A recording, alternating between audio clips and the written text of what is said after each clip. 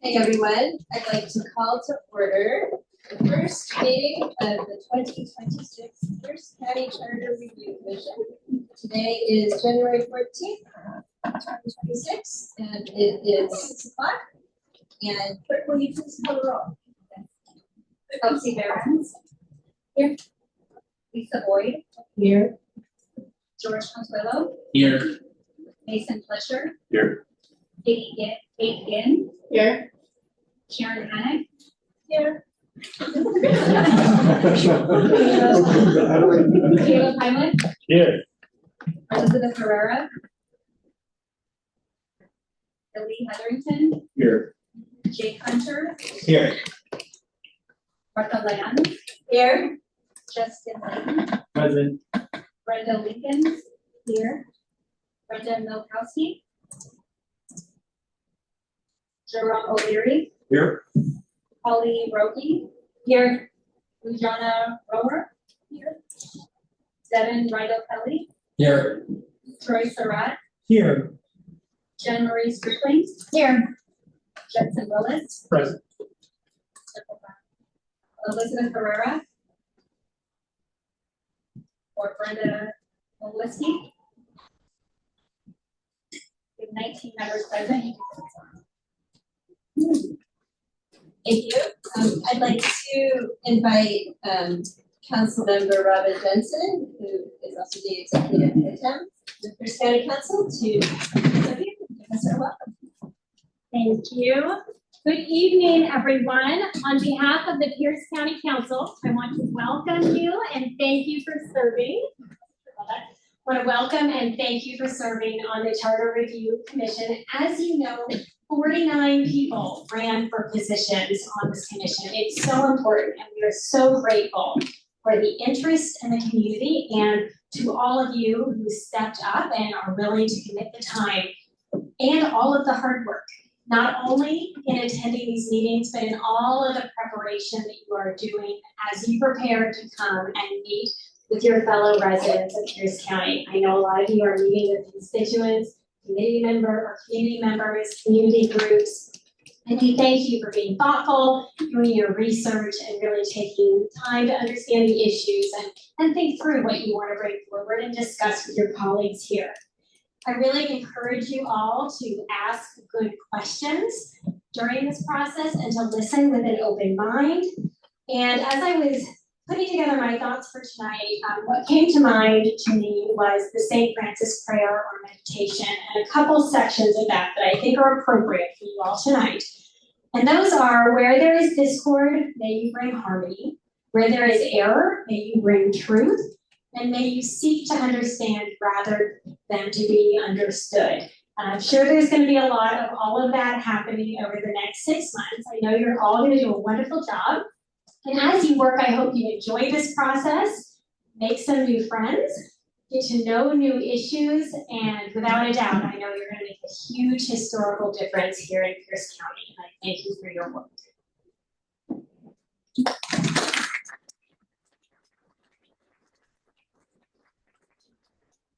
I realized that I was remiss, and I meant to let folks know some of the features of this room. Unfortunately, I don't know them that well, so if we need to leave, the emergency exits are the way we came in, I think, is the way we would go in and out.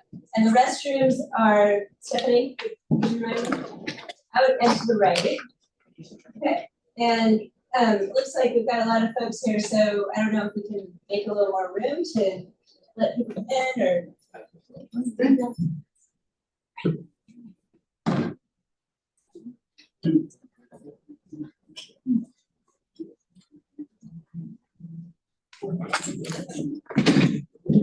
I'd like to note that Commission Member Brenda, I'm sorry, I don't know how to pronounce your last name. Brenda Molisky has joined, so the clerk can mark the rest of that.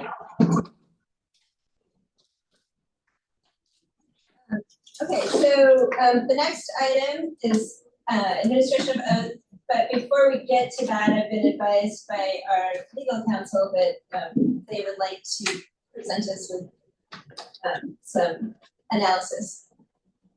Thank you, Commissioner Lance, and welcome everyone. I'm Michelle Luna. I'm the Chief Civil of the Prosecuting Attorney's Office. I'm here with Crystal Calver from our office. And unfortunately, the lawyers are never the fun people in the room. So I need to call a point of order and ask for an executive session under RCW 4230-110, subparagraph I, and ask all members of the public, online and present, to excuse themselves for 20 minutes. Do we need a motion for that? No. Martha, do you have the gavel? I'm sorry, we adjourned for executive session for approximately 20 minutes. We'll get a picture.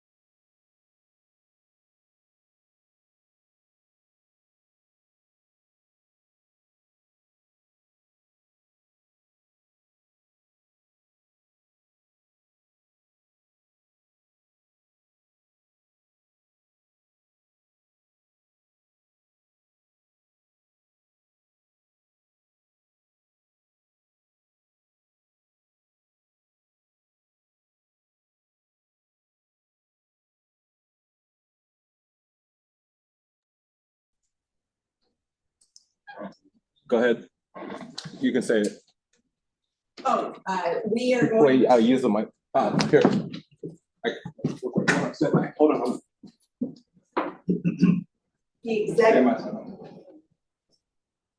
The executive session will be extended for 10 more minutes. We will reconvene at 6:38.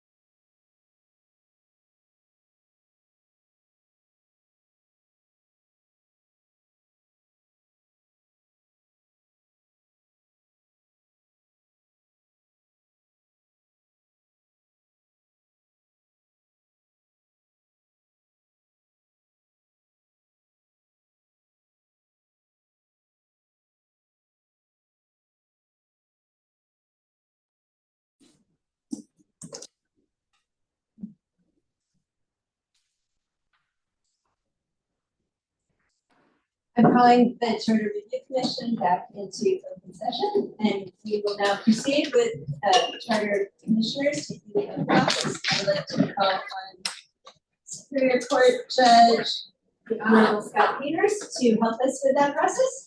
Well, more than help us to do. Sure. All right, can I have, I think we're up to 20, can I have the 20 commissioners that are here stand and raise your hand again? Repeat after me. I state your name. I Do solemnly swear swear that I am a citizen of the United States. that I am a citizen of the United States, I am a resident and registered voter of Pierce County. and I am a resident and registered voter of Pierce County, That I will support the Constitution of the United States that I will support the Constitution of the United States and the state of Washington and the state of Washington, and the charter and ordinances of Pierce County.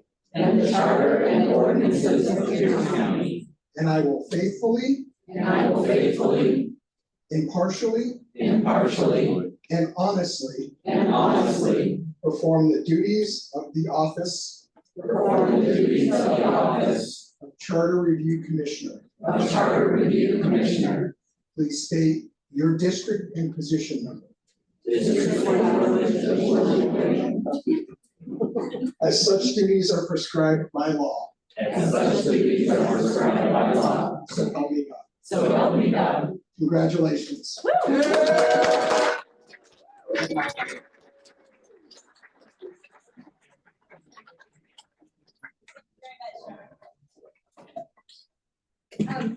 As a bit of housekeeping, I was informed by the clerk that we have at our places 3 copies of the oaths of office. So we should sign all 3. We get to keep 1. And they look like 2. So if we want to take a second and sign them so we can get it all done at once.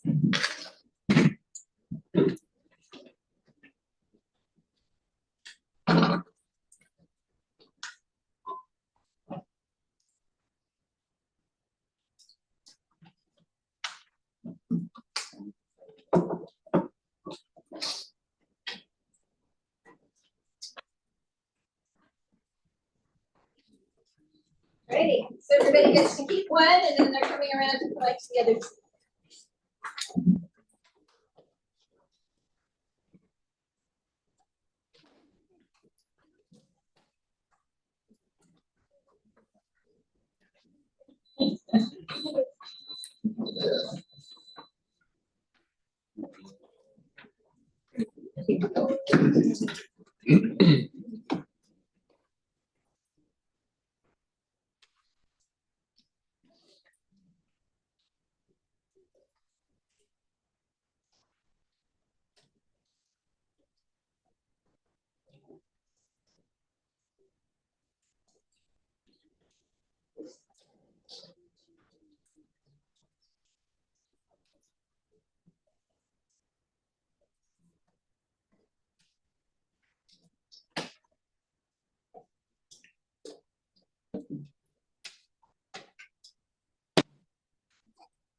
Thank you.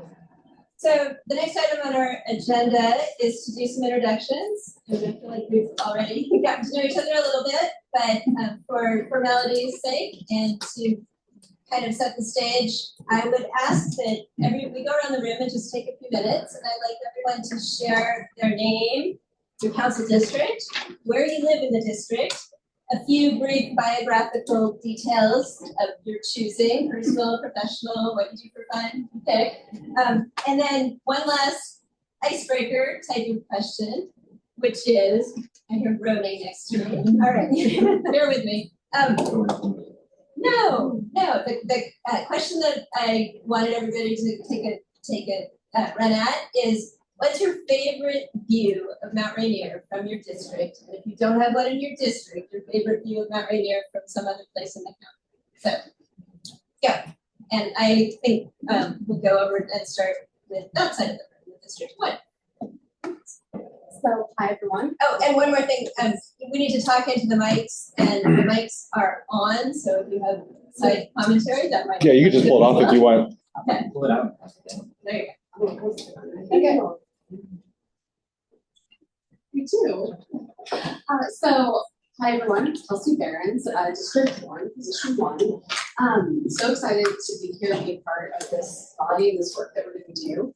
Some things about me, I live out on a bunch of acres of land, which I truly love. I have some chickens, and it's my view of Mount Rainier is driving home. So that is something that I love getting to do every day. I also am a social worker. I work at a community technical college, providing basic needs support to the students that we get to work with every day. Did I hit all the points? Yes, it's of your choosing, right? So my name is Sharon Hannock. I'm from District 1, Position 2. I live in the Bonnie Lake area. I was here 10 years ago with Martha, and so I don't know if this is a welcome for me or another. Knowing the work that we'll be going through will be a lot of work. I also am a CPA, so I tend to look at things through the eyes of numbers. And my favorite thing about being here is from my backyard, because I have a land, some trees, and a mountain right behind it. Good evening, I'm Jerome O'Leary, District 1, Position 3, and my wife and I and our daughter, we live about halfway between Oregon and Sumner on our Christmas tree farm in Conifer Nursery. Started about 50 years ago by my wife's in-laws, my in-laws, my wife's parents. And I'm a commercial real estate broker for over 35 years here in the state, and I've worked throughout the state, and I've been honored to serve on numerous commissions here for Pierce County. My favorite view of Mount Rainier is as you drive 410, just cresting the hill, headed toward the mountain under the Bonnie Lake. Really awesome. Thank you. Good evening, everybody. My name is Billy Joe Hetherington. Live in District 2. I sit in Position 1. I live downtown Puyallup. I sit on my back deck. You can see the lights of Spark Stadium, about a block from Puyallup High School right there. So we hear the we got the good football team like we did this year. Horrible semifinal loss to somewhere, but yeah, you can hear the announcers right there. So my day job, I'm a second generation land member. I've been a member of Legislative 242 for about 25 years. Did work as a laborer on the field for about 15 years, and then came in the office and do a lot of community outreach. Sit on a lot of boards and commissions in King County. I serve as the president of the Washington State Good Roads Association. We've been around since 1899, second longest term serving president of that association. My favorite view of Mount Rainier, my brother and I purchased some property here about a year and a half ago, and standing at home plate with the baseball field and property, you can see hitting backdrop is Mount Rainier. So that's my favorite view. My name is Brenda Molesky. I am District 2, Position 2. Live in Puyallup. Originally from Boston, Massachusetts. I'm retired here with my husband. We both retired military, 2 daughters. I have the most beautiful church that I'm serving right now, which is Experience Church, which is on South Hill. They help keep me in check. From there, I should say so. From there, my favorite view is right on top of our window there. We get the whole full view of Mount Rainier. But the 4th of July is also special to us because we don't have to drive anywhere. We receive a panoramic view of the fireworks. So we have the best season in the world here at South Hill. Thank you. Excuse me, Judson Willis. Apologize for the sweatshirt and the lack of dress down here. I was trying to get back to the house at that time, so I went out. Live way out in Cowtown, Illinois, District 3, Position 1. This is my second elected official office. I do a lot of work, county boards, I was a residential builder here in Pierce County, King County for 7 years. So I have a lot of boards, home supportability boards, master building boards, so I kind of have a background. Subject matter experts that. I served 15 years in the United States Air Force. I did not retire. I decided that it was time for me to go. I served 15 honorable years. They wanted to send me out of state. I wanted to stay here. I love it. Mostly because of the mountain view. I don't have one, but I think my favorite view so far is on the Commissioner Perkins's property. Well, good evening. My name is Caleb Heimlich. I represent District 3. I live in Graham with my wife Mackenzie, our 4 kids, Jay, Sailor, Molly, and August. I'm privileged to serve as the chairman of the Parks and Recreation, Pierce County Parks Citizen Advisory Board. I've served on that commission for about 8 years. Fits with the kids. I love parks and getting our kids outside. I am a volunteer pastor, and yeah, born and raised in Puyallup, love Pierce County, very passionate about that. My favorite view of Mount Rainier, I think, is the top of Meridian Hill. I love that view out there. Hello, I'm Holly Rogie, and I have lived in Pierce County since I was a kid. Graduated from Stadium High School, married, had 3 children, and I've been married to my husband now for quite a few years. And happily married, and I've worked for several different government agencies over the last 20 years, mostly in real property and property management. So helping to make sure that we're taking care of the land that we steward for the constituents. So, and my favorite view of Mount Rainier is when I'm driving to work in the morning, as I'm going east on 320th. There's a beautiful view of the mountain, and sometimes I get to see the sunrise over. Hello, I'm Kate Ginn from District 4, Position 1. I'm a social worker by training. I've mostly worked in the areas of child welfare, child care access, and early childhood. I have 2 kids, 3 and about to be 6, who you may have seen earlier. They had to leave, and we live in Hilltop. My favorite view of Mount Rainier is driving on Tacoma Avenue, kind of between St. Joe's and Bright Park. Hello, everybody. My name is Devin Kelly. I live in Hilltop. I'm in District 4, Position 2. I'm a longtime community organizer. I've been privileged and lucky to spend almost 30 years of my life working in labor, political, environmental, and now housing justice organizing. I'm the co-director of Tacoma for All, a grassroots, member-driven housing justice organization here in Pierce County. I've won some of the strongest 10 projections in the state recently.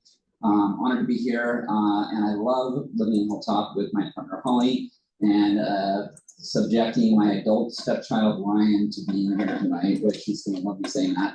And we have a surprisingly good view of Mount Rainier from on top of my garage, but we don't go out there very much.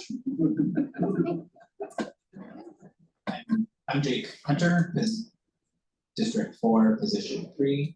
And I am an insurance agent and also an enrolled agent. Sharon's probably the only person who knows what that is. And question, Mount Rainier. Tacoma Avenue, I'm gonna second that one. And then also on Ruston Way, headed south. It's a great view during sunrise. Good evening, my name is Mason Fletcher. I'm an attorney from the Summit Waller area. District 5, Position 1. My favorite view of Mount Rainier is you're on Pioneer, it verges off to Stewart. You go by Richter Produce, really nice view of the mountain there. Good evening, my name is Troy Surratt, representing District 5. I live in McKinley with my partner Kevin, and we have a really beautiful home there. And not too far from that, you can find Galtfield, which has a truly outstanding view of Mount Rainier. A fun fact about me, perhaps the most obvious one about me if I stand up, is that I'm nearly 7 feet tall, 6 foot 8 inches tall to be exact. I am a transportation and planning professional, and I'm really excited to be here tonight.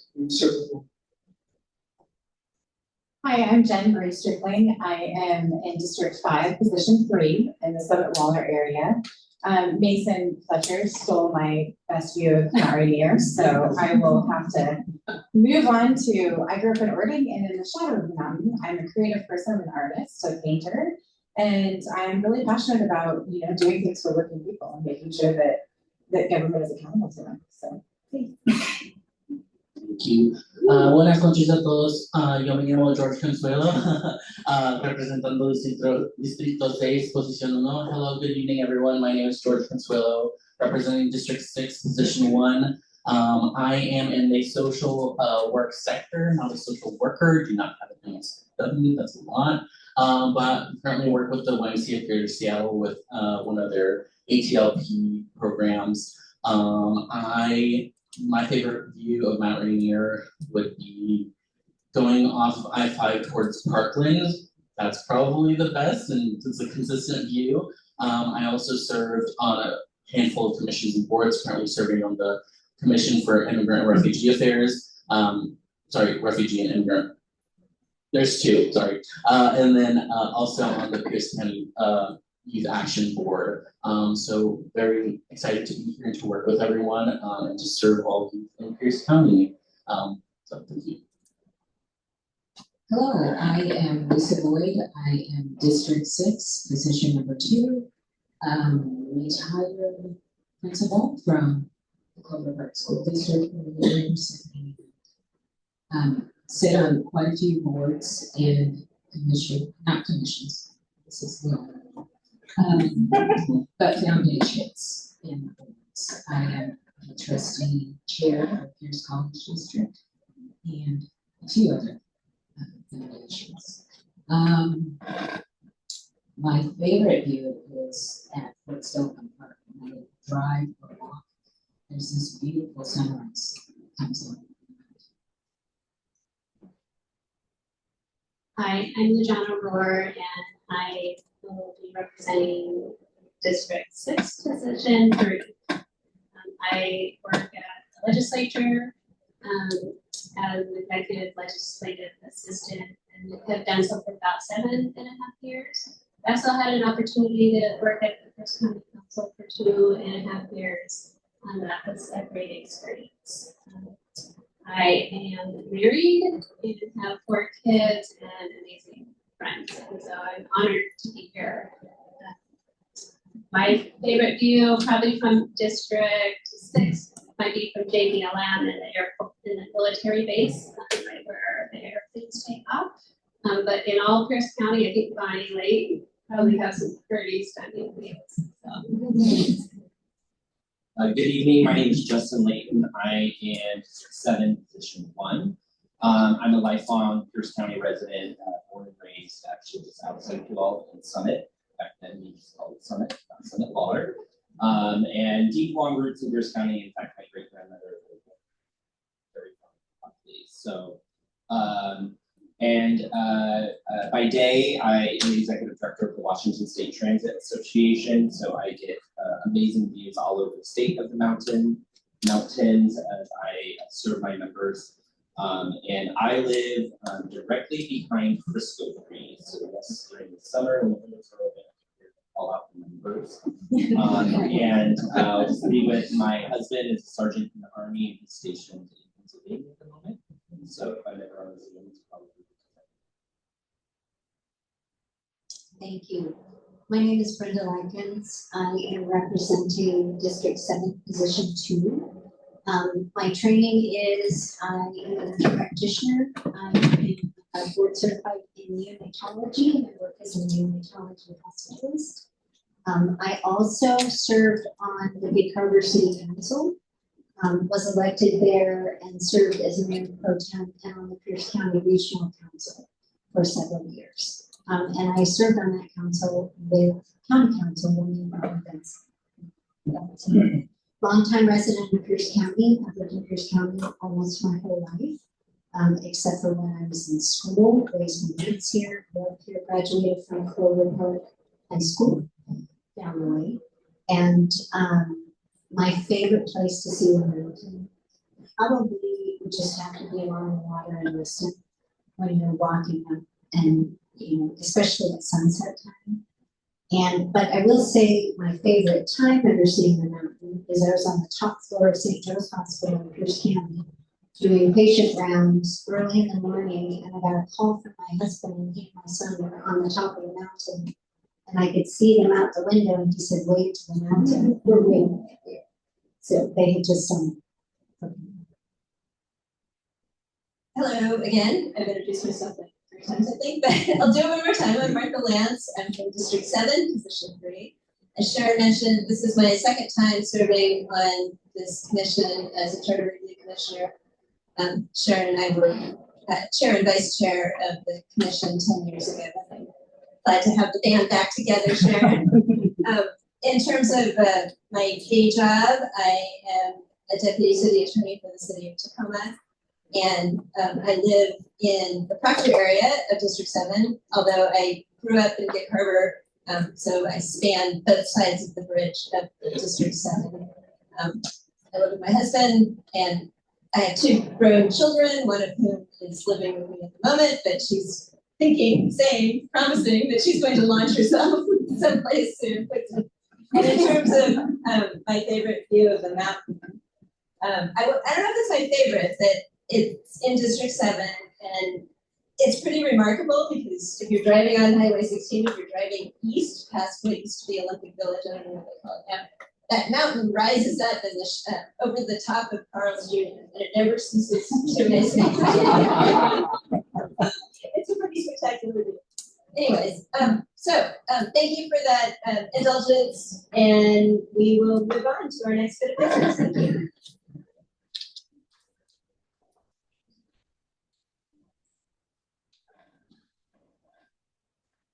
So our next agenda item is pretty simple. It's this adoption of the rules of procedure. It's really just a chance for to confirm with county staff the expectation that Robert's Rules of Order are going to be guiding our proceedings. So that's that. And then the next thing is we're going to start our orientation to help inform our services commissioners with a briefing on 2 of my favorite laws. As I mentioned, I work for the city of Tacoma and the city attorney's office, and I need to talk about this stuff all the time. But the Open Public Meetings Act and the Public Records Act, and Megan is going to be giving us that presentation, and I would urge everyone to pay good attention. So thank you.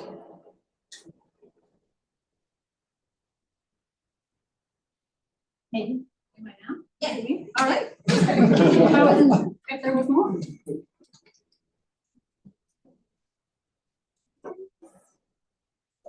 Hello, everyone.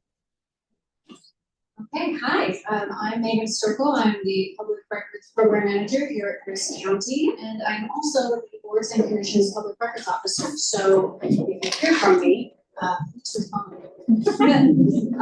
Sorry to interrupt, but I think there's slides. I don't know if you can pull them up on the Zoom.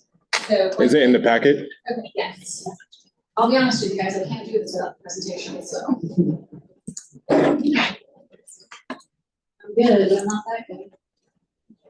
I don't know if there's any hard copies of that. It's the orientation is what you're doing? Yeah, yes. While we're waiting, my favorite view of the mountain is anytime that it has a cloud hat on top, something almost black. Is that what means? Is it this one? Yes, it is that one, thank you.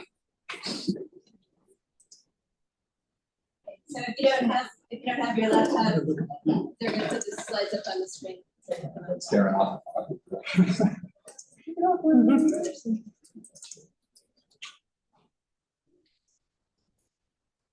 And just say next slide when you're ready. Okay, thank you.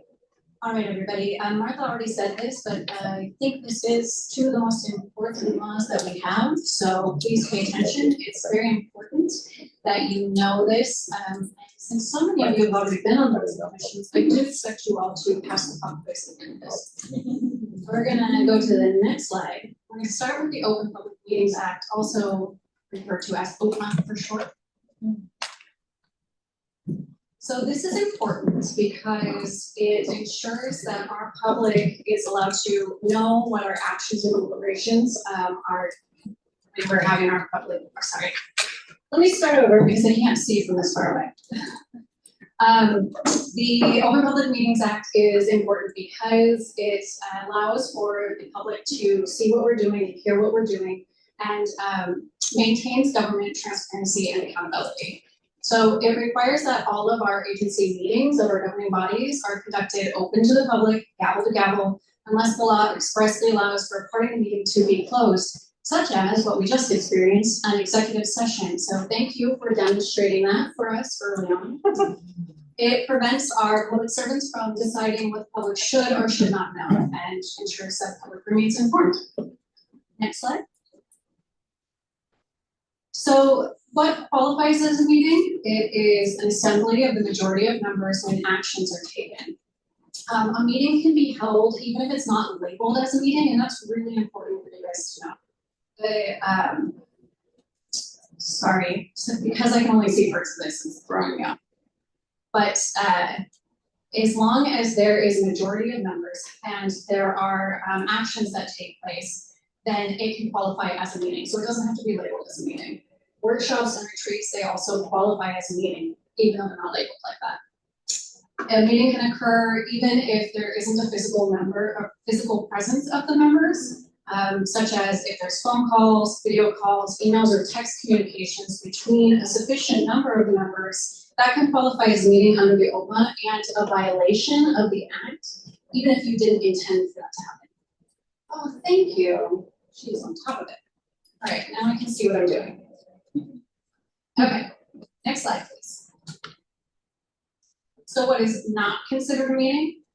It's not a meeting if there's no majority of members present. It's not a meeting if there are a majority of members present, but there's no action taken, and that includes any discussion about the commission business. So you can meet together, travel together, go to a social or private event together, so long as you are not collectively discussing any of the commission business. Next slide, please. So I mentioned this a few times just now. An action is the transaction of the official business of the public agency or the governing body, and that is including but not limited to receipt of public testimony, discussions, deliberations, considerations, reviews, evaluations, and final actions. A final action is a collective, positive, or negative decision, or any actual vote by the majority of the members of the governing body when you're sitting as a body upon a motion, proposal, resolution, order, or ordinance. So our final actions must occur in public, and you're not allowed to have secret ballots. Next slide, please. So we have regular meetings, which will be your scheduled reoccurring meetings. They're set by rule, resolution, or statute. The public already has notice of your regular meetings, so you don't have to do an additional separate 24-hour notice before that. You do have to post an agenda online at least 24 hours beforehand so the public can see it. And so regular meetings can cover any kind of business subject to the agenda and executive session rules. The minutes must be posted publicly and open to the public inspection. Those are posted online. Meeting minutes should at minimum recite the significant actions of the agency. Next slide, where we talk about special meetings.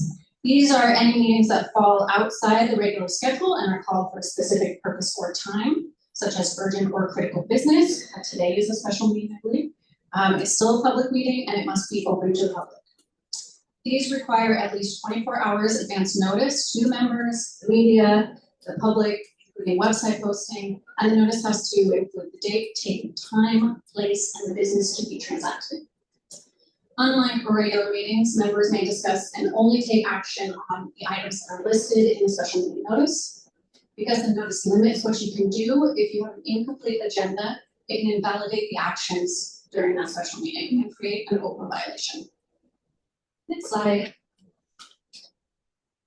Okay, executive session. Again, what we just experienced. So while the Act mandates openness, it does allow for executive sessions, which are closed to the public, which is why we all had to get up and leave.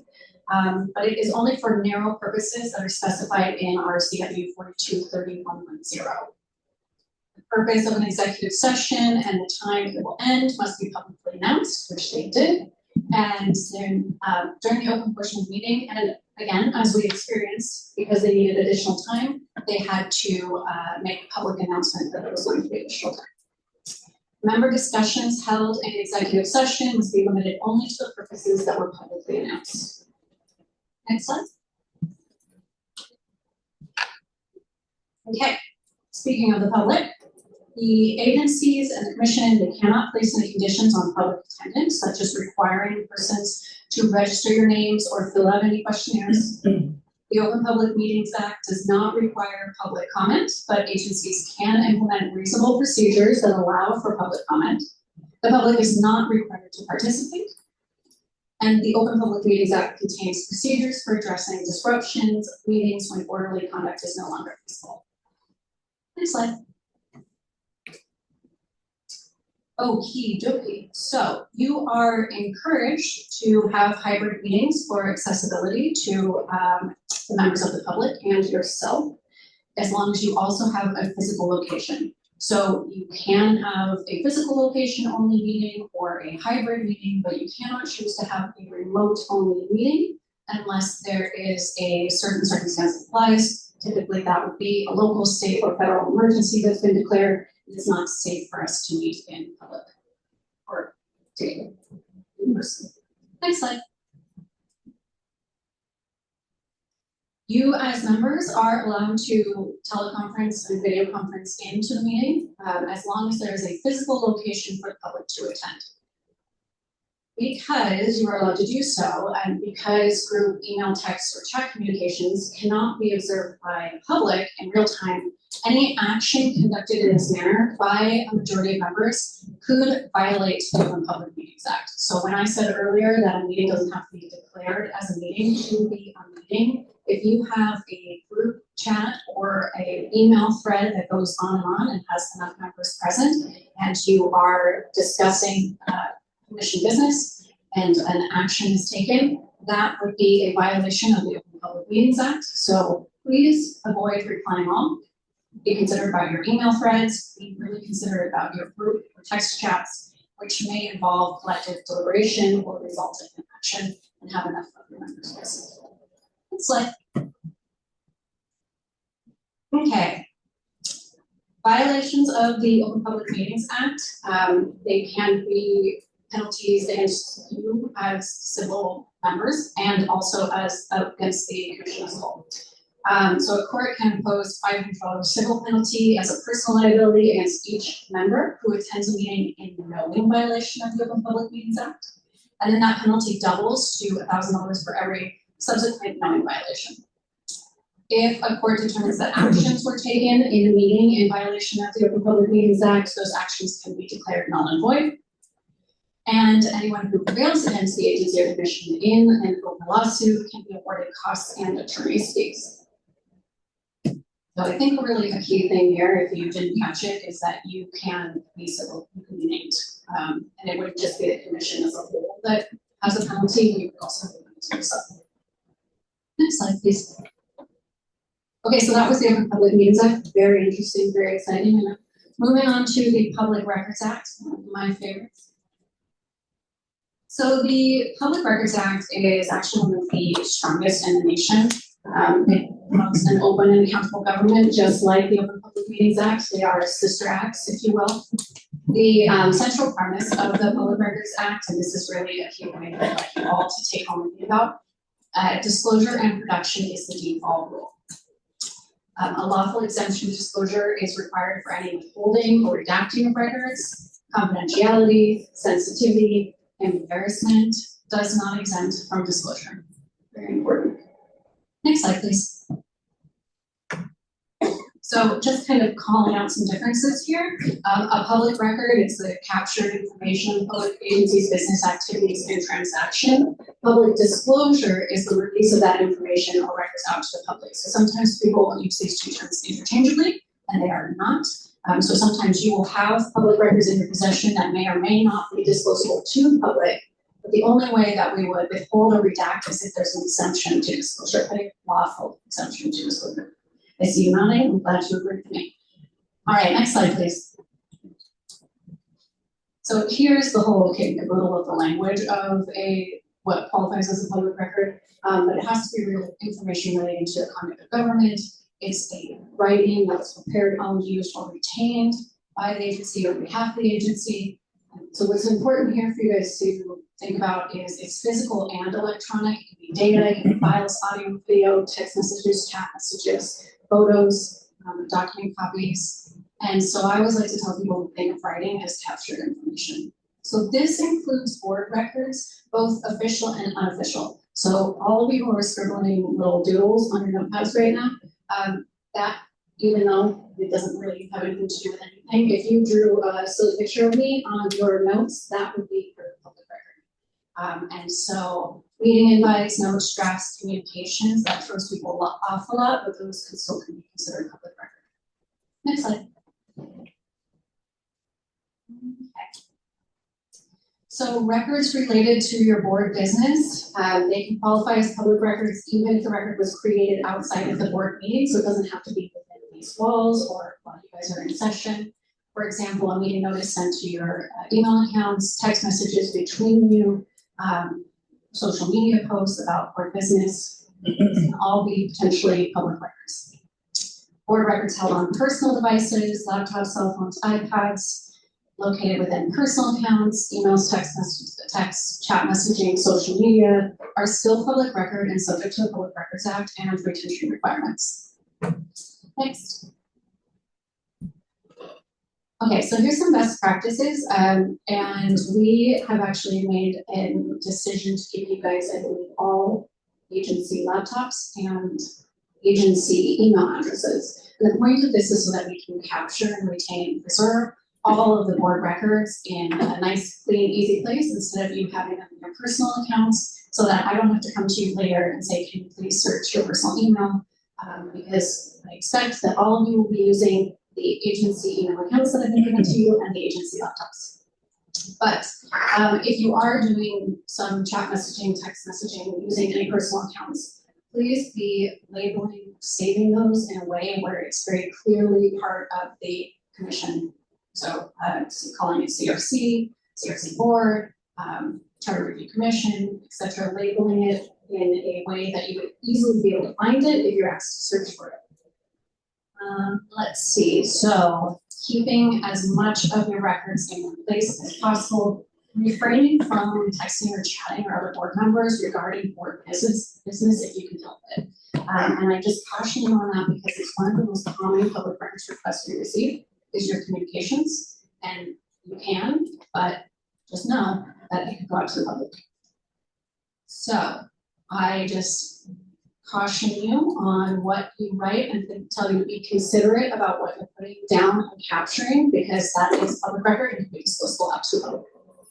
Do not delete or clean up board records without consulting the board clerk, please, because there are rules and retention requirements that we have to follow. At the end of your term, please package up all of your records and forward to the board clerk for preservation. Next. So I just mentioned this and talk about it a little bit more here, public records request. So this is an application to view or inspect records belonging to the agency. Anyone can submit a public records request regardless of who they are, what they request, where they live, what they do for a living, how old they are. I have received public records requests from Europe. I have received public records requests from Florida. I have received public records requests from my next door neighbor. So it can be anybody. And we don't ask questions. We just say, thank you so much for this request. We'll go and search for your records. The designated public records officer, who is me in this case, will handle all communications of the request in accordance with the Public Records Act. So you will be asked to search your accounts and potentially your personal accounts and devices for any board public records in response to a public records request. Emails, text messages, messages between board members and staff, communications with lobbyists, contractors, public, media, those are the most common types of requests that we get. I just want to make you aware. Sometimes people feel that that is not a public record or that isn't relevant or that would be released out to the public. And I just want to give you forewarning that they can ask for it, we will search for it, and we will review it for if it's disclosable out to the public, and then we will release the records. Okay, next slide, please. Okay, so when you are asked to conduct a search for records, you must follow the search instructions that are given to you. So typically, if there's a public records request, we will give you a set of instructions, subject terms that you need to search for. If there's date parameters or any scope of the request that we need you to know. And so we want you to follow those instructions to the best of your ability. Conduct a diligent and complete search. Respond promptly. Provide the four corners of any responsive record in full. Please don't just do a little snapshot of what you think might be responsive. We need the whole of the record, please. And then inform the officer or clerk if you think you know where other records may be found that you don't have. Or if you know of any additional terms or information that might not have been identified in the search instructions. So if I've asked you for something using a specific search term, but you know that there's acronyms that are used or other search terms that is applicable, please let the officer know so that we can include that in the search. Next. Okay, what you should not be doing is limiting the search to only what you think the requester is seeking. You really want to look at the language of the request, talk to the public records officer if you have questions. Because sometimes people will say, oh, I recognize who this requester is, I see what's going on in the news, I know that they're just seeking this because of this interesting thing that's happening. But if the language of the request is much broader than that, you need to go as broad as the language of the request. You must not withhold a record from the public records officer or clerk if you think it's exempt from disclosure or confidential in nature. The exemptions to disclosure are in statute, and there's a lot of training that we do to identify the exemptions to disclosure and get wonderful legal guidance. If you think that something shouldn't be disclosed aloud to the public, you can talk to a public records officer about it and discuss it beforehand, but you should still be identifying those records and handing those records over. You should not make any changes to the record before providing it to the officer. Don't edit it, don't chop it up, hand the whole thing over as it is, as it exists at the time that you get the request. And you should not cause delay due to negligence. It is a violation of the Public Records Act if we don't respond in a timely manner just because we took too long. And you can't destroy a record identified as responsive to the request, even if you don't want it to go out the door. Next. Okay, wrapping it up here. So I think the top part there says that we have to be prompt in response, that there are short deadlines to respond to public records requests. Agencies have to provide an initial response within 5 business days from receiving the request. And the Public Records Act and applicable case law require timely and prompt response. Again, we can be denying the request if we take too long. It's called denial by delay, and that is a violation of the Public Records Act. Exemptions are narrow. Records are only withheld if a specific statute allows it. I know I'm repeating it, but it's important. Embarrassment, political sensitivity, inconvenience are not lawful reasons to withhold records. Litigation risk is real. Violations can lead to court orders, attorney fees, daily monetary penalties, $100 per day per page, which adds up quickly. And then public scrutiny, right? So nobody wants to be, said they were holding on to it and trying to be sneaky and not being transparent to the public. That was the purpose of the Public Records Act. And next slide, please. I think that was the last one. There we go, everybody. Thank you so much for letting me ramble on and being kind and listening to what I have to say. Appreciate your time. I'm assuming that Megan has a few minutes to take questions. Yes, I do. If there are any. I was just gonna do a practical tip. Use the mic. Oh, A lot of public records advice: set boundaries for yourself with friends and family. Let them know that you have this official email address, because any text you receive where that friendly neighbor says, here's my 5 ideas for the Charter Commission, what do you think of them? You've walked into public records land and it's not fun. Any other questions? So a lot of people in the public don't really know who they should ask for public records, so they might actually just come to us and say, I want this. How would you like us to handle that? Would you like us to direct it toward you? That is a beautiful question. So our public records address for a board or commission public records request is pcpublicrecords@piercecountylaw.gov. So any members of the public can submit a request to that, but if any of you receive what looks like a public records request, you can reach out to me directly, or you can go to that, send it to that email address. And if you're not sure, please reach out to me and we'll look at it together and we'll make a decision if it is a public records request. And I guess I would just add another option, of course, is if you get something that you think might be a public records request, you can bring it to the attention of our clerks and our legal, and they will make sure that it gets to Megan if they haven't sent it to her already. Yeah, great question. Anybody else? No, you're all old hat at this. All right, thank you very much. I really appreciate your time and kindness. I hope you guys have a great rest of your week. Thank you. So I'm looking at the clock. We've been at this for almost an hour and a half, so maybe we should take a quick bio break unless nobody wants to. So people are nodding. Yes. All right. So let's come back at like 7:35. Is that okay? All right.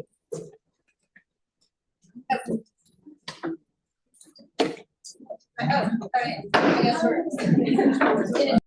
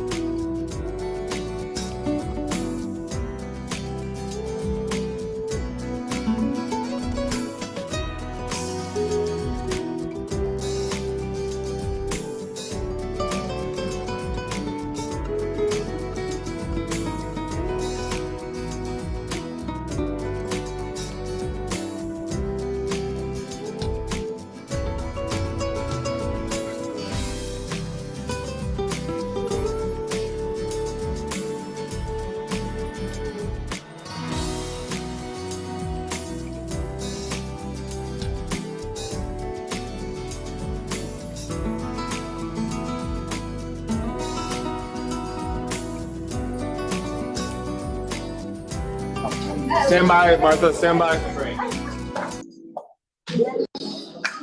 We're back in session.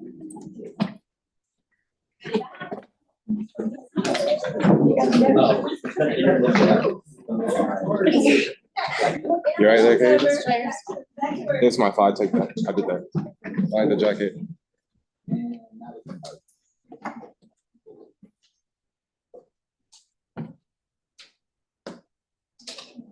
Filibuster until midnight. Okay, so we're back in session, the Zoom's back on. And the next item on the agenda is election of officers. So we're going to hold elections for chair and vice chair. And then we'll take nominations. You can nominate yourself, you can be nominated. Nominations don't need seconds. After a person is nominated, we do this for each office. They'll have a couple minutes to speak to why they want to hold the office. And then we'll take votes on a paper ballot. And as was mentioned in our training, we can't cast anonymous votes, so you'll write your name on the ballot, but putting them on the paper ballots will allow the folks the opportunity to most efficiently and most accurately count them.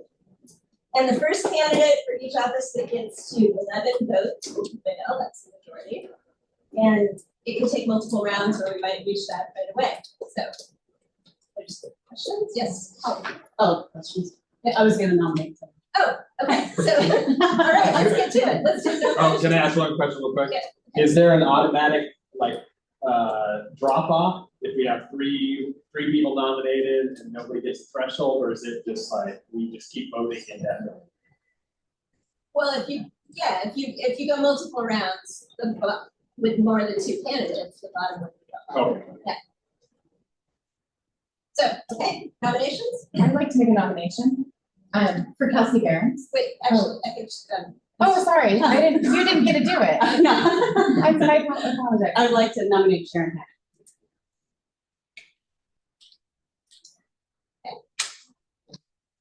I would like to nominate Kelsey Behrens for chair.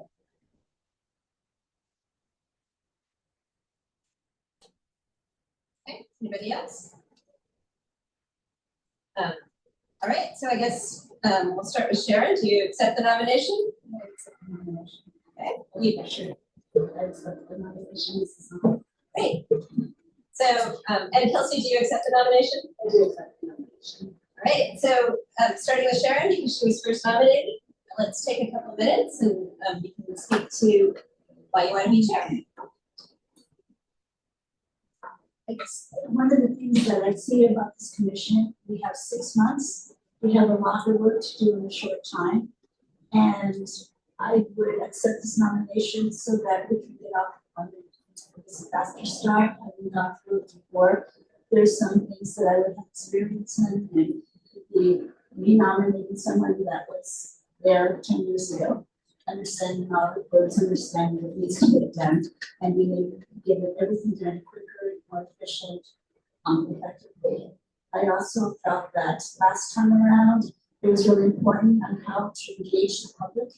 And I really, in part of who I am, and I've been in several boards and commissions before, I want to make sure that we each get to represent our districts, and that we have an opportunity to get out into the districts to have communication, work with staff, work with communications, and make sure that if there are citizens out there that want to provide input, that we have a way to do that. However, by doing that, you may get 50 issues from one person.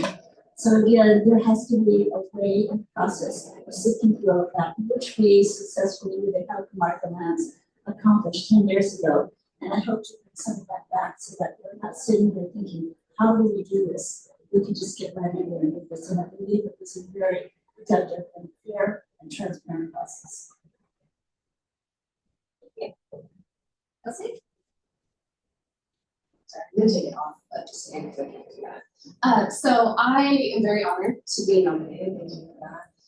My work all day, every day is supporting community. That is what I want to do. I want to build a space where voices are heard from all of the different parts of our county, where everyone has the opportunity to share what is important to them, what's important to their constituents, and being able to engage in open, honest dialogue about what those positions are, because we are going to have conflicts.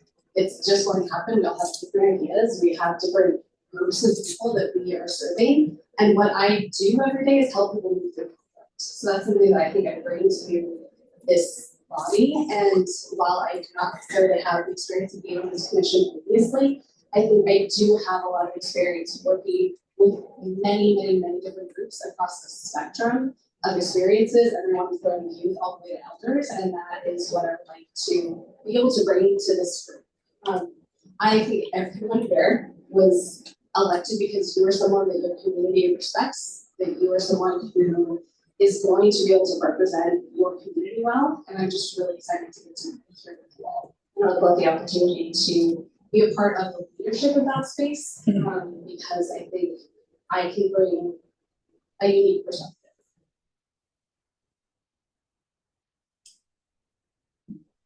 So the nominations have been received and accepted.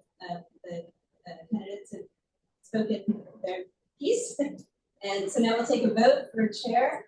And I said, we do paper. I don't know if we have any actual paper, or should people just write it on a little slip? If everybody has a piece of paper.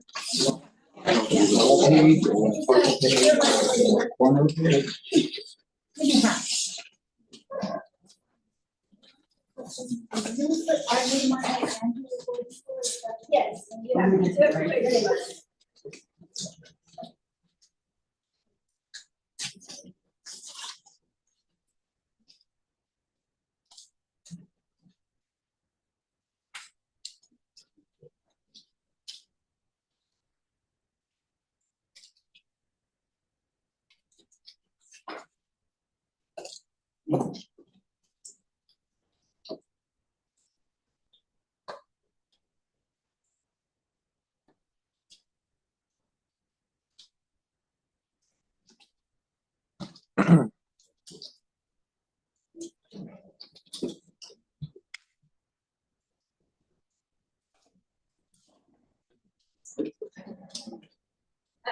If the clerk thinks that he left this list.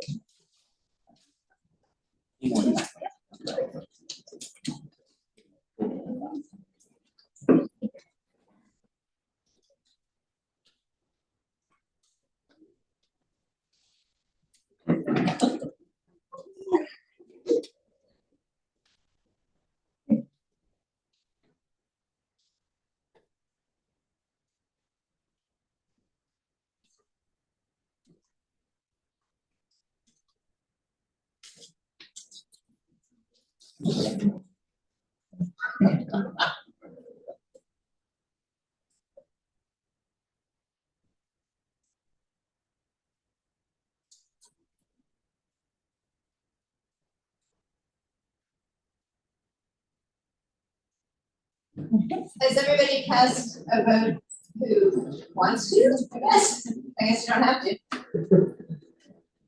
Yes?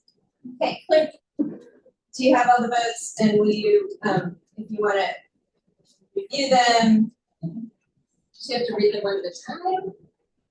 Just count them, I guess. And I'm looking to staff. Well, she was intending to read them out loud so that we are recording the votes publicly in the meeting. Yes. Okay, that's what you need to do. That's what you do. Commissioner Layton. Kelsey Jones. Kelsey Jones.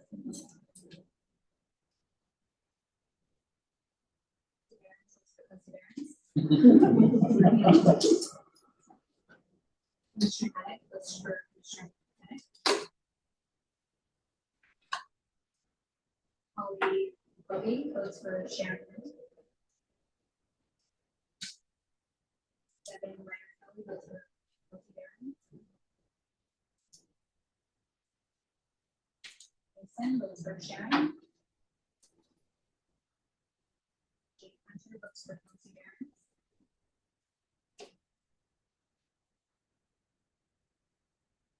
Troy Surratt votes for Kelsey Barron.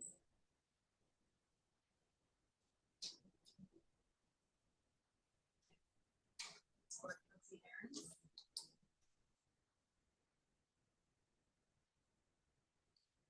Lisa Boyd, Kelsey Barron.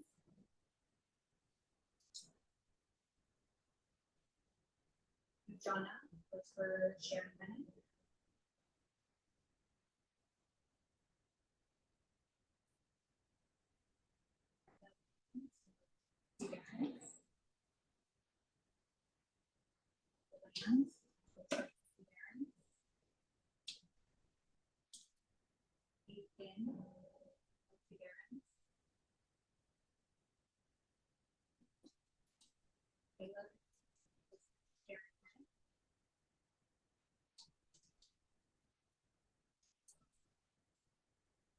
Judson votes for Sharon Bennett.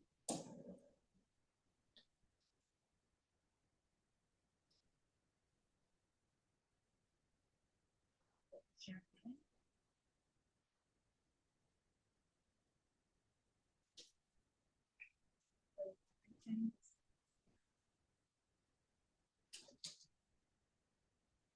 Jerome Mary, Sharon Bennett. Just a second. There was an anonymous vote that can't won. So I don't think we can count the anonymous vote, but if anybody wants to claim it or. Did anybody? I didn't hear my name, my name's written on the paper.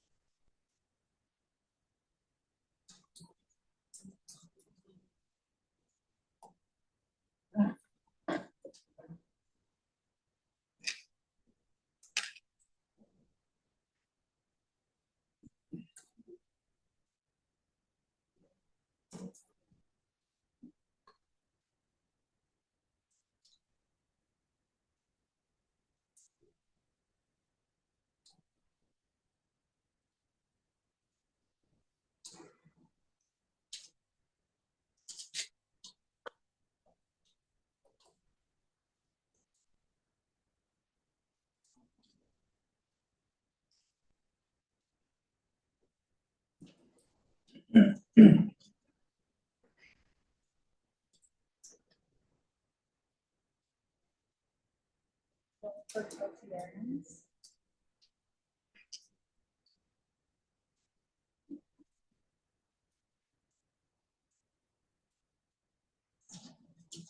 Eight for Sharon. Seven. On the back, sorry. Okay, yes, all right, cool. Very small print on the back. Yes. Okay, so the votes have been tallied. There's 12 for Kelsey Barron's and 7 for Sharon Panic. So Kelsey Barron's is elected chair of the body. Congratulations. Pass the gavel to Kelsey. With one caveat, there's something that I left off at the end, so either I'll call it out, but which is basically that I forgot to ask staff to introduce themselves, so we're going to do that under administrative items. So if I forget to.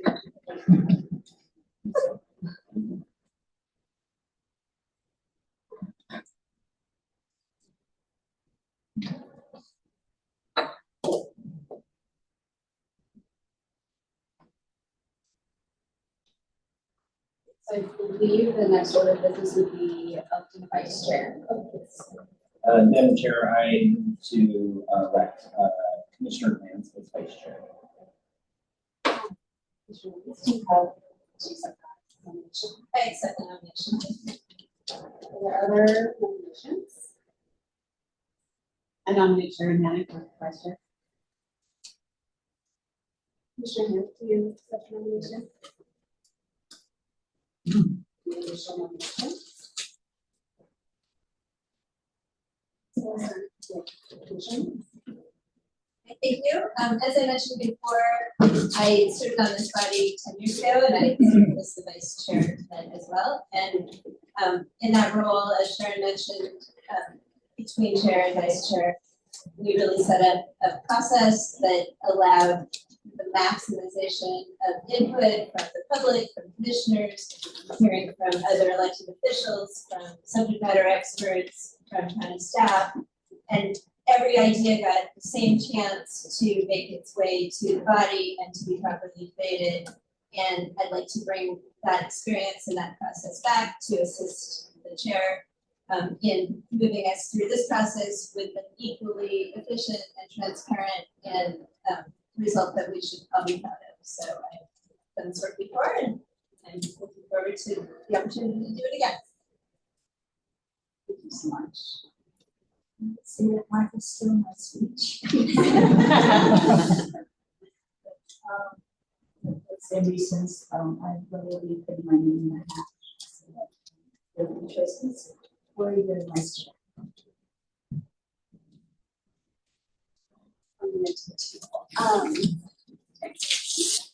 Well, it's time to vote. I think we all did this, so you know the process. Put your name as well as the person you're voting for name, and then you will vote.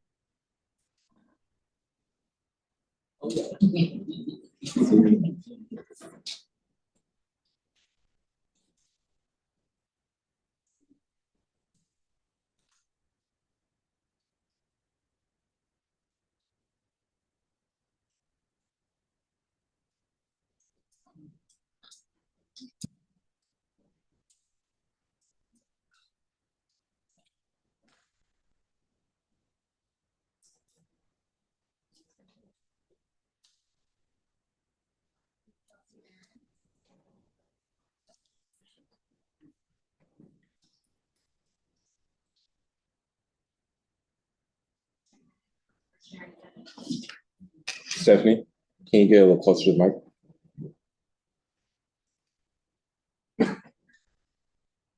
Jerome Mary, to vote for Sharon Bennett.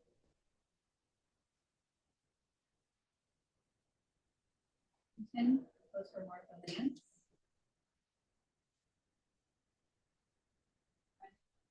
Lawson, vote for Sharon Bennett.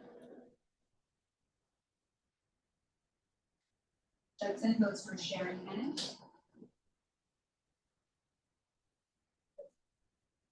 Caleb Heinlein votes for Sharon Bennett. Holly votes for Sharon Bennett. Devin votes for Martha Lance.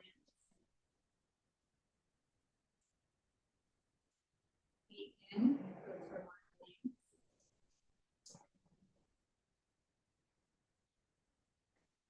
Jake Hunter votes for Martha Lance.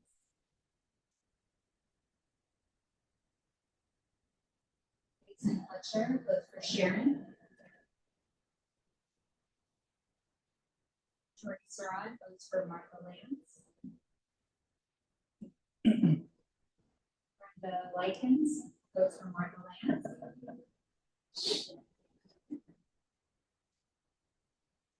Moya votes for Martha Lance. Sujana Kaur votes for Sharon Bennett. Martha Lance votes for Martha Lance.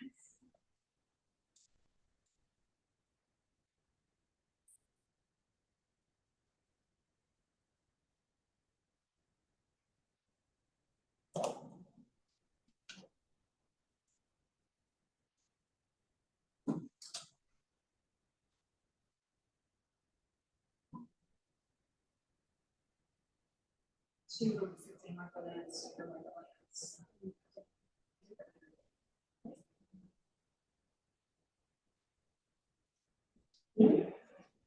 Maybe I wrote that. I didn't. Is it really just writing for that? Tomorrow. Jen Reed votes for Marco Lands. George votes for Martha. That's mine. So Justin votes Yep. for Martha and Martha votes for Martha.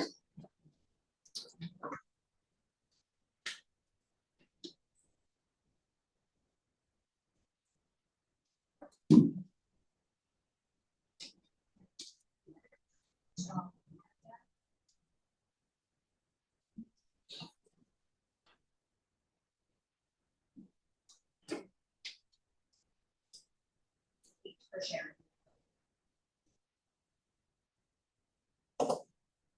Thank you very much for the talent and everything, and I want to congratulate.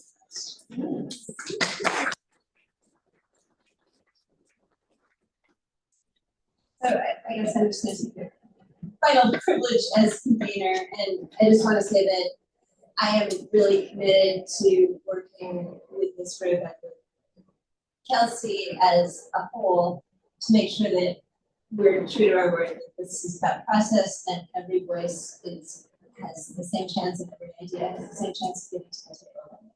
I'm confident that we'll all make that happen together.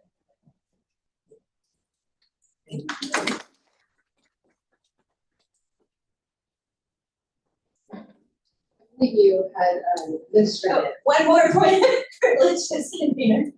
I neglected to include our staff in our introductions. We've got clerks who are going to be with us, as well as legal staff and others who are going to be helping keep the, set things up and everything else. So I'd ask that they just take a second to introduce themselves and tell us a little bit about what their roles will be in assisting us. I can start. Crystal Calvert, I'm a deputy prosecuting attorney in the civil division of the prosecutor's office, and I will be here as a legal advisor to all of you this commission.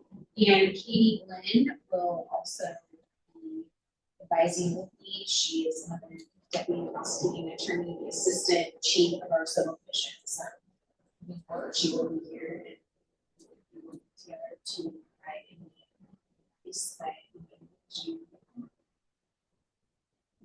My name is Stephanie Paul. I am the clerk to the Pierce County Council. I may not be here for every meeting, but I am behind the scenes helping set things up in Main Street. If you have any questions, you can go ahead and reach out to me. I'm very easy to find. And I am Katie Hobbs. I am the clerk for the commission. So I'm the charter review clerk. I will be here I should be here at all of your meetings. I will be the main point of contact for any of the meetings. So you'll probably see my name come up quite a bit with distribution of your meeting materials. I'm always available for questions. So you don't have my email or questions already. Yeah, I look forward to working with you all and helping you with any of your needs. Hi, everyone. I think you know who I am. Priscilla Martinez. I am the laptop distributor. So I have one more laptop to go. But if you need any IT help or anything, just let me know. I'm Jerry Wiseberry, communications staff. So I'll be supporting facilitation of the Zoom meeting and just communication and stuff. Just make sure it's set up appropriately and supporting. And the best view about Mount Rainier State where Pierce County. It's actually the county city. 10th floor. Are there any other staff members who we need to make sure we know who you are? Yeah. Wonderful. So the next item on our agenda are any other administrative items. I don't know what those might be, but there are, and then we'll talk about seeing regular meeting schedule. So there are many of us, and it's going to be challenging to try and find the exact time that works for everyone, but I do have a question for staff. Are there restrictions for you all around what it will look like to get space, to have staff available? What are kind of our parameters that you all? We did check in with this specific meeting room. We can't have this meeting room on Wednesday nights after 4 o'clock. They do have hearings or something booked Thursday nights, so Thursday nights will not be easy. Tuesday nights are council meetings, those are not easy. So we're looking at Mondays or Wednesdays or regular dates. With this room. It's awesome. I'm excited. Looks around the room.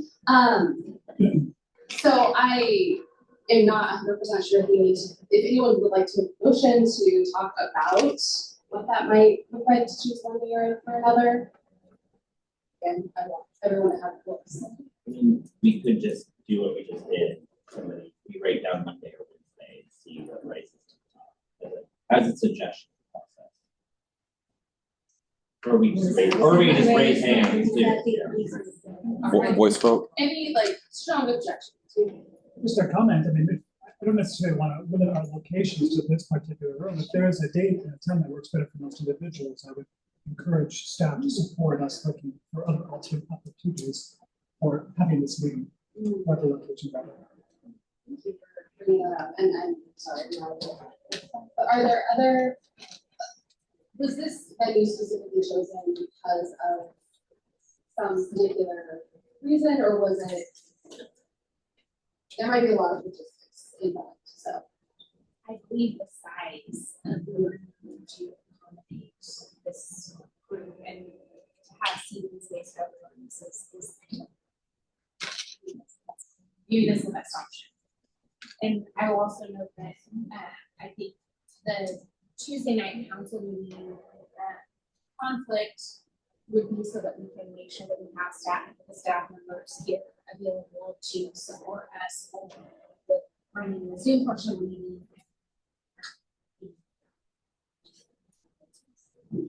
I would also say Crystal and I are not able to schedule this meeting.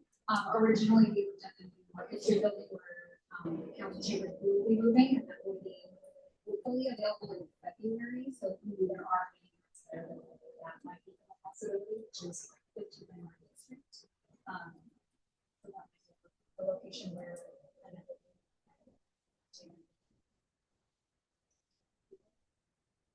I'm just gonna add, Sharon can chime in on this.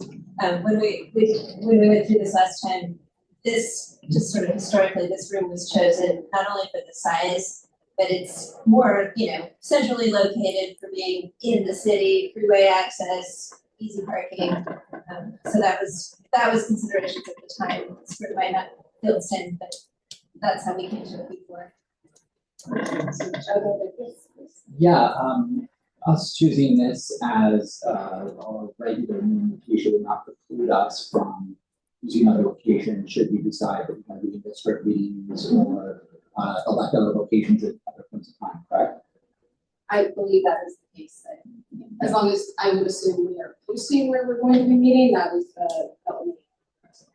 No, I would say that if we have this great availability to us, it's a consistent space and it's really familiar for both the staff, especially the communication staff, this would be the best default location. And that we would elect other locations should we decide to do district meetings or special meetings.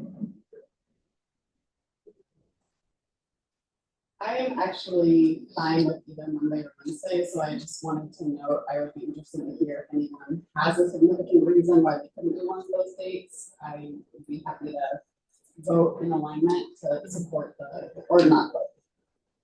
Thank you for that. Are there any other discussions just about or topics people want to bring up? Oh, thank you. Thank you. Basically, my concerns are logistics. If we do find alternate locations and so forth, because we're under that public disclosure, is ensuring that we have the technology needed to accommodate that. So that's going to be the biggest challenge in regards to that. So that's something that we need to look at So I don't think there's many places that's gonna hold as much as this year.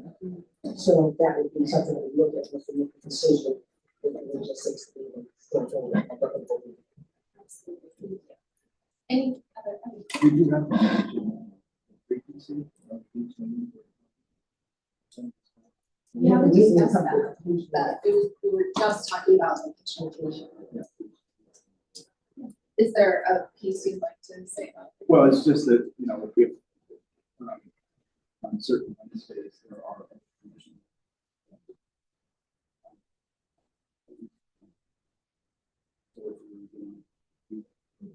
That would be a challenge on certain, but not really. And I think that actually leads us into Pete's question of, are there very specific reasons why a particular day doesn't work? And I know that none of us can make every single day for the rest of this fiction work 100% of the time. But are there other, especially other commitments, like being on other commissions that will just always get away? So Wednesdays is our part, so it's every other night, but it is next Wednesday.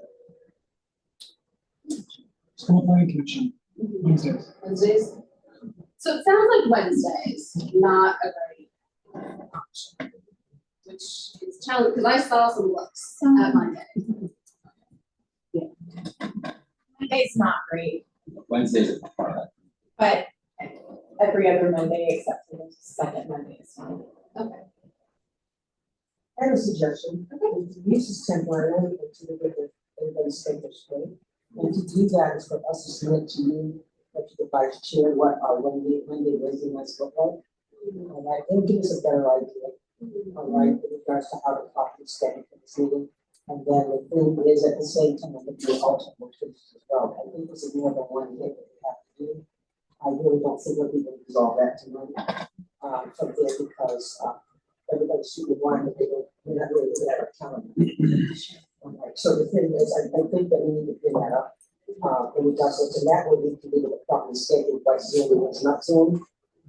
I think it's going to be more than just figure out what things are not. So I appreciate that. And that's really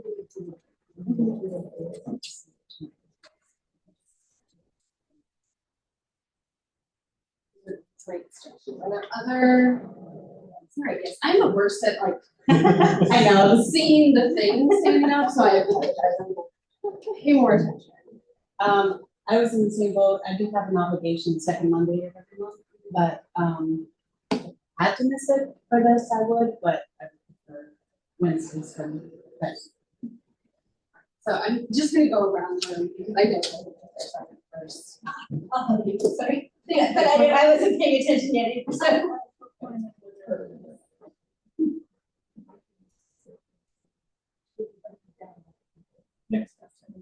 Next time, all right, so.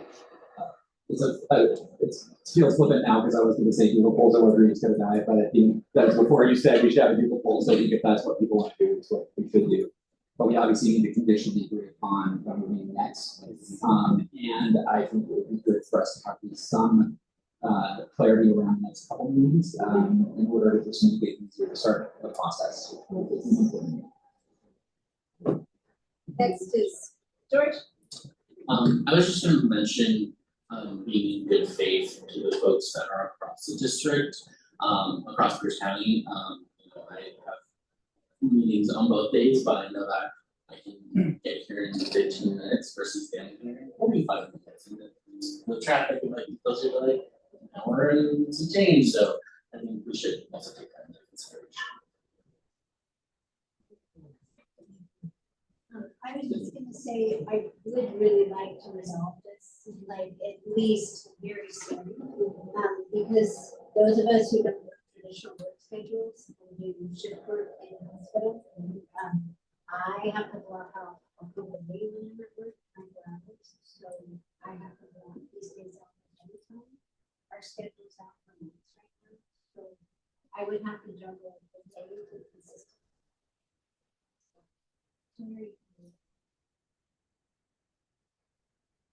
I'm just gonna add one more thing that, consistent with the presentation on the Public Meetings Act, the quicker we settle on a regular cadence, the better. Otherwise, every meeting has to be noticed as a special meeting, and that limits us on the agenda, so. Absolutely. So you know, we should do that. Can we just take a soft vote, just kind of figure out where things are? Absolutely. So what I'm going to propose, and this is a soft vote for Monday versus Wednesday for this room for next week. Do folks feel like they have the capacity to do that? Next Monday's a holiday. That's, thank you.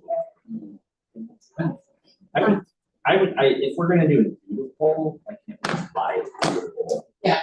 I just don't understand why we can't, I know I'm talking about cadence, like, are we gonna meet Mondays for the rest of the time unless there's a special meeting? I'd like to think about it as the day and not tie it to the location yet. Because we can meet on a Monday or Wednesday in Key Peninsula, we can meet a Monday or Wednesday in Buckley. I think, to me, it's the day of the week first.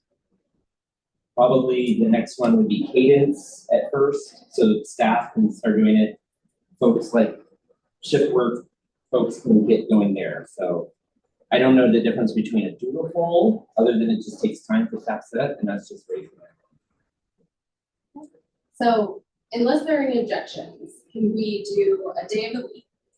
We'll do that and then figure out when the next one is, especially if we decide Monday, because that'll be trickier and go from there. Is that?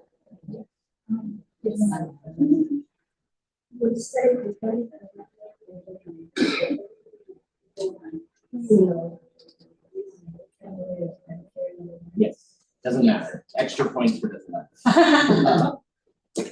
I would actually say maybe it's easier to still vote. If that's okay. If you prefer either, it makes it as like add a third dimension to the vote count, makes it a little more complicated. If that's okay with the chair. That is fine with me. I do not feel compelled unless anyone would feel like their vote was discounted by not raising their hand. Okay, so let's see a show of hands for anyone who Monday is your preferred day.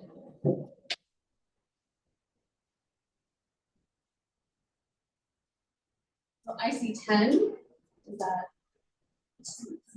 Sorry, I'm so sorry. I'm right here away.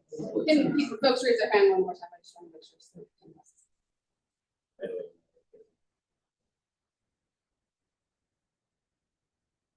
All right, and then for folks who feel like Wednesday is their preferred day.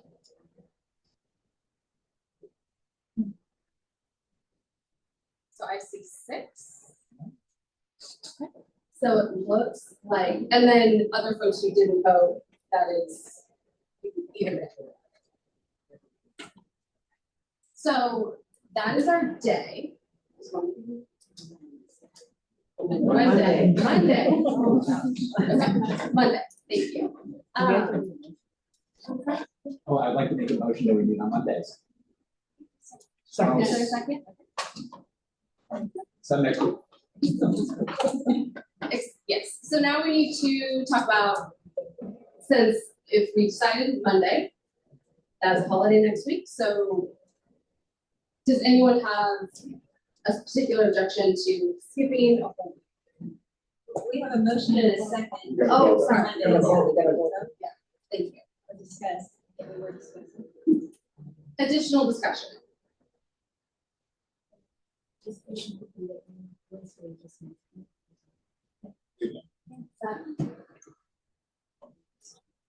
Yeah, I'd just like to say that, you know, whatever we come up with, if it's a Monday, that's great, but it's not a life sentence. I mean, we need to change this. And so I just hope everybody keeps some flexibility, because I think we'll find as we move through the next 6 months, there's going to be ebbs and flows of people's schedule. And we can move this to proper staff health. But no, the thing is, we have a set standard. Flexibility for me is common sense, because a doctor right here just flexible, so we know that we have that option to do that. So the thing is, I think that's on the table. I think that's not on the table.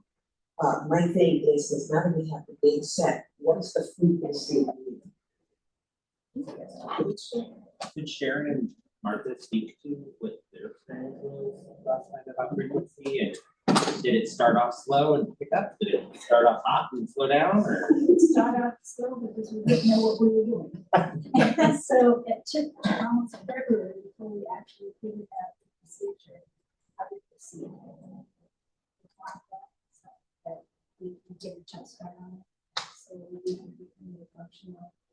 Some things to be looked at is communication in public. Set up communication, just like that. Patients. So those are some things that we could start thinking about now. And that way, the next meeting, it's not just what are we going to do, how we're going to do the process. It's what locations do we have. So we have more ideas on how to proceed. We're not just doing the chart. Sections and we do it. What is the process? We'll still be having that discussion, I'm sure, but some of the other things we can look at because we have some. So I saw Lisa first. I just was wanting to say that we have to think about the public disclosure on where our meetings are ahead of time. And I know there's a window of time to do that. And so we have to think about when we're saying there's lots of flexibility, we have to keep that in mind. Thank you for that. Okay, so I saw Devin and then Brenda and then somebody else. It's a clarification question. What I heard from Sharon just now is that they were working on a process through January, but I didn't hear about communicating this. And I correctly assume that it's weekly in January, or was that not? Yes, sorry, go ahead, Brenda. No, I think you tapped me on that, and then I was looking at what the frequency is, and it's 1 day a week every week, is it every other week, that's what I'm looking at. Yeah, so jumping on what Sharon said, we met once a week, and we pretty much kept that up the whole time, and without letting down, and keep in mind that we have a tail end deadline that we have to work against, we're only allowed to meet for 6 months, and we need to get everything ready before then. We were able to move through things, even with taking a little time to get organized. We finished in time, we got to the end, but we did meet weekly. So I think that would be the cadence. We would have regular weekly meetings. We can always cancel one. If we set it for our regular meetings, if we set it for this location, we can always amend the notice to say the regular meeting is going to be elsewhere. So, again, I think what is on the table is Monday. Maybe I can amend the motion to say Monday weekly at this location unless it's canceled or unless we agree to another location that's properly noticed. Well, we would cancel if there's a holiday because we can't staff. So I think we got into more discussion and we didn't actually do a vote. So. I second Martha's amendment to the main motion. I was gonna say, I probably. We're gonna do it right. Yeah, meet on Monday. Regular meetings on Monday, once a week, at this location. Unless canceled.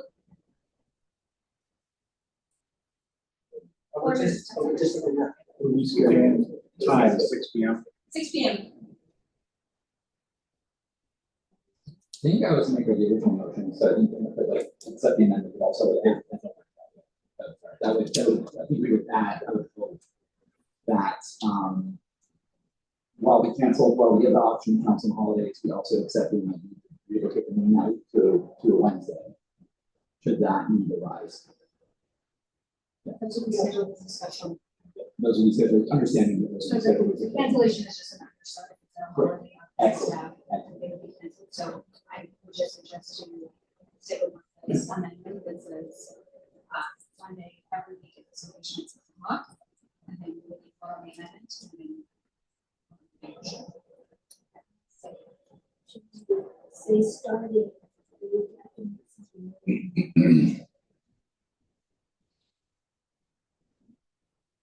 So. Let's just set it, and then we won't read Yeah. out. And then staff will cancel the Monday and notice a special meeting for Wednesday. So I hear that we have an amendment, so let's vote on the amendment. So all in favor? Aye. Opposed? Abstaining? So passes. Great, so now, do we need to do additional discussion, or can we move on to voting for the motion? Thank you.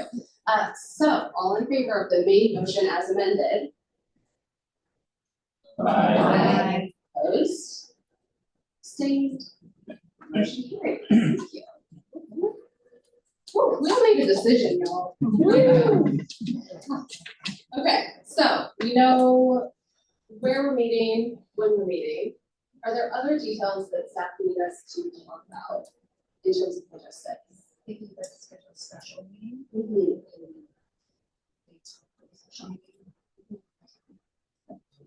Madam Chair, oh, go ahead. I was gonna say I'd like to make a motion to schedule a special meeting. Wednesday, 21st at 6 p.m. Second. A lot of seconds, great. Any discussion? Looking deeply. Okay, so please. Do you want to do an amendment to cancel the meeting? No, that's all. Just to toss the idea out there for consideration, is there a need to have the Wednesday meeting, or could we just proceed until the next Monday? Are there other discussion, or folks have talked about which are just? I think we should get started, honestly. Agreed. It'll sneak up on us, the deadline's gonna come quickly. Also agreed, and I think that it will be a determining process for the next meeting, and significant votes out of the process votes. That's okay. Any additional discussion? Then, so we have a motion and a second. We ready to vote? All right, so who would like to vote in favor of the motion as proposed? Aye. Any opposed? Abstained? All right, we did two. Look at that. All right, and any other logistics that? Yes. So I just have a question about setting the agenda. Do we have to move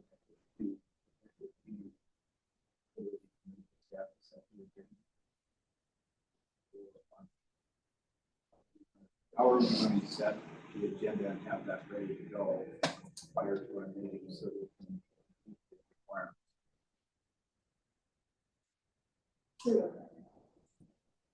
Seems like Mark has a thought. Oh, well, all I was gonna say is, I mean, I think that chair and vice chair would certainly commit to having that already, meeting the staff, and making sure that the deadline gets set. And if we fall into a pattern like we did before, we'll start to be able to forecast what topics we're going to be discussing, and even have, if we don't have the precise agenda yet, we'll all have a good sense of where we're headed and, what's coming down the pipe. But in terms of, the details of it, we'll definitely fit that. And I think to Devin's point, at our next meeting, when we start to talk about process, we can talk about stuff like that and read what kind of standing agenda items do we want, what's our, start to fashion how we plan to proceed. So it's just that we do this on other commissions. It's just really important for the balance to get the packets ahead of time so that we're come here prepared. Absolutely. So we can be as productive as possible. Absolutely, and I would look to staff. I'm sure you have a general rule as to how far ahead of meetings you issue the packets. Budgets. Oh, sure. But certainly if we meet Mondays, it would be Fridays. Yeah, the Friday before the latest definitely. Thanks, the question that I have is, do you feel like this is something that you would like to There was a motion around it, just I a don't- general comment. I don't know if that's being memorialized, that you guys have the authority for approval to meet with staff to set the agenda. But we need to be able to prepare an agenda so that it's available on the basis. This first meeting is going to be difficult for us to get further out. As we move forward, everything is improved as far as this building. I just want to call for it.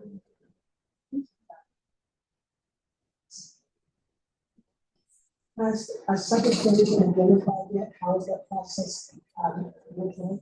And that's it, is the staff responsible for 2 minutes? I believe that is the case of the staff responsible. Thank you so much. Of course, thank you for the question. Okay. Are there other things we're missing around where we're meeting, when we're meeting, any of that I just feel like we need to say tonight? I don't know if we have to address it today, but there is a holiday in February with President's Day, so I don't know if we want to set that one as well, or we just do that later.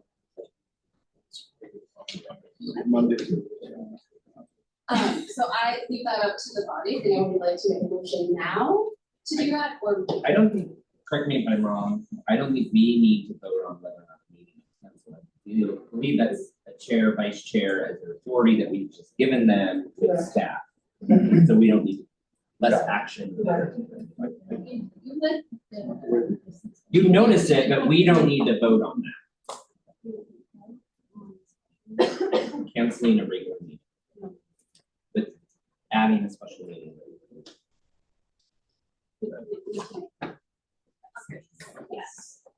So I recommend that. I'm gonna suggest that we do not make a motion tonight for a special meeting to replace the President's Day Monday, but we understand that that might be something's coming. For expediency, and because we don't know what February is gonna be like. Well, since there's no motion, we're just gonna keep moving along. The next item on our agenda is public comments. Stand by. On mic. Stand by.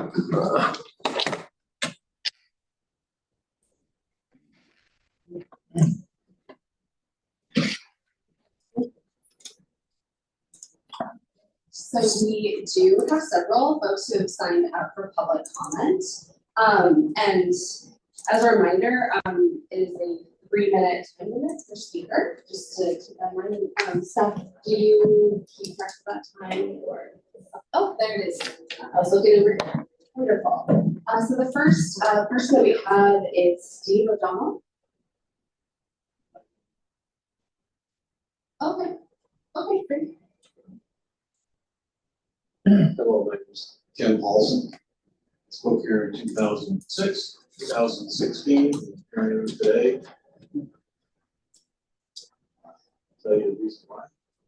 Back in 21 years ago area, filed a referendum on the Chambers Bay Golf Course that was passed out of the county council.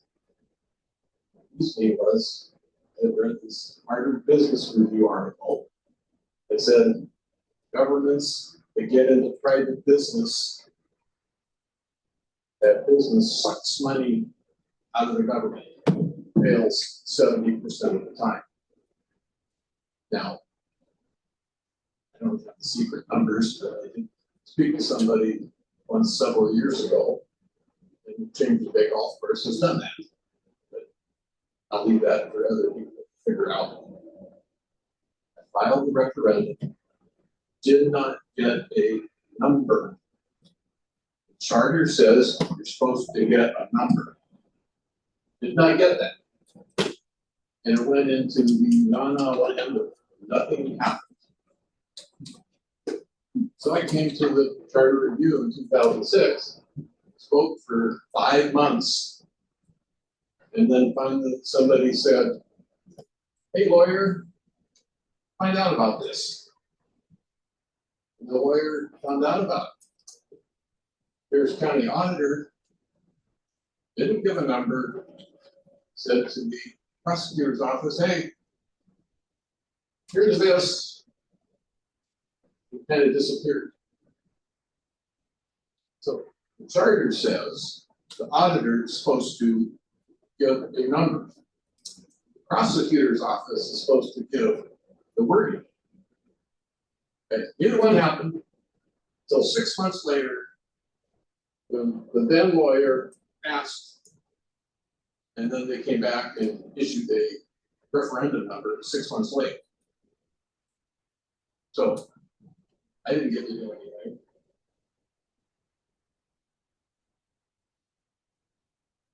Yeah, I think that's a dereliction of duty.